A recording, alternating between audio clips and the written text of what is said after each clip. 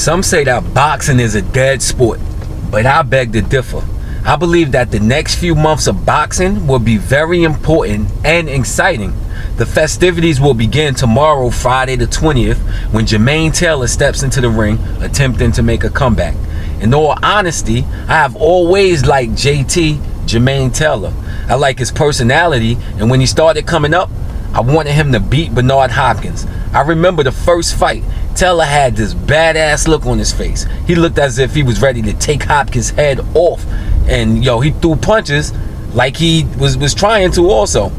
Speaking of Hopkins, he will be fighting Bad Chad Dawson on Saturday the 28th.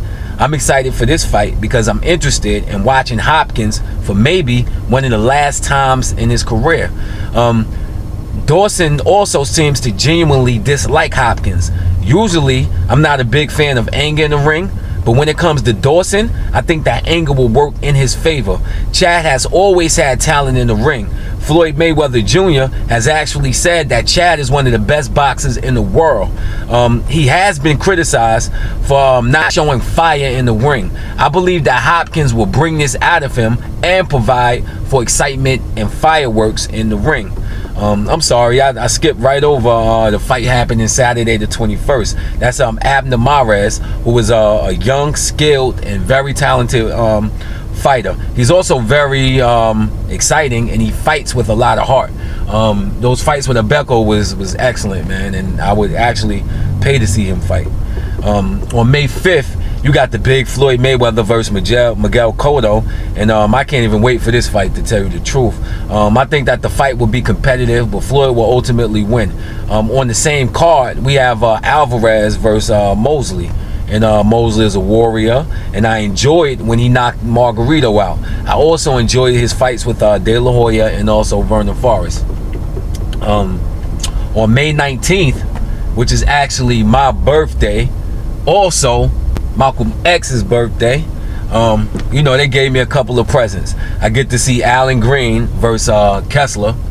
I think Alan Green got hit, in the back of the head against Johnson, and that helped him get knocked out. But honestly, he probably wouldn't have won that fight anyway. I do like Alan Green. He's funny, hilarious. I like watching him. And Kessler, who is I had a lot of respect for Kessler until he started trying to blame the headbutts for him losing against my boy Ward. Get out of here, man. He whooped your ass, period. Get over it.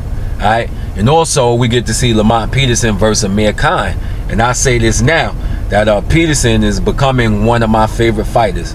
I love his boxing IQ, and I also love his approach to the sport of boxing.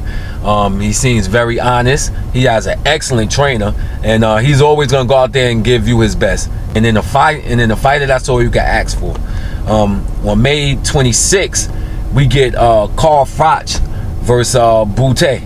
I'm excited for this one too, because we will finally get a chance to see what Bute has to offer. I'm gonna make a prediction video on that, so I'm not gonna give y'all too much, but I don't see why everybody thinks that he is the man to beat. Who he beat to make you believe that?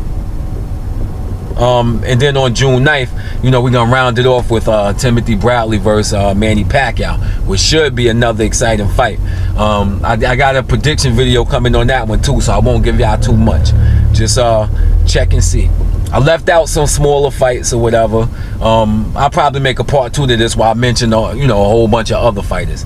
But thank y'all for watching, and check the channel. A lot of interesting things coming up. A lot of interesting and exciting things coming up.